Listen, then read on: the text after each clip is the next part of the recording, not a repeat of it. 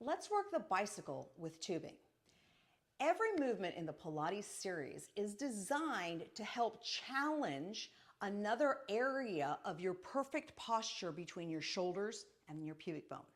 It's designed to throw you off balance so that you move your pelvis, but you don't want to move your pelvis.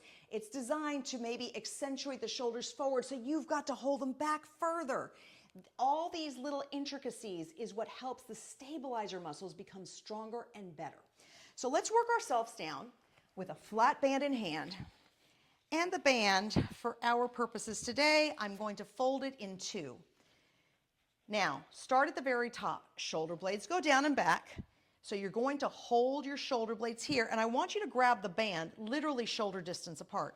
From here, rib cage gets nice and tight. One knee comes in, your pubic bone is aiming to the floor, because remember, the pubic bone and the upper edge of your pelvis should be parallel to the ground, and it stays that way so that you're only moving from your hip joint as opposed to the entire pelvis. So the knee comes in, the other leg goes out.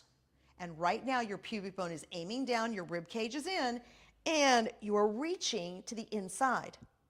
Now take a deep breath and exhale on the other side. Now again, always watching where is your pelvis and where are your shoulders. They stay down and back even though your arms are coming up.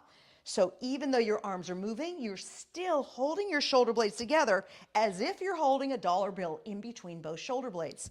And at the same time, your pelvis is down with your pubic bone down and your rib cage is nice and tight. Inhale one way, exhale the other. Let's do one more on each side. And release. And that is the bicycle.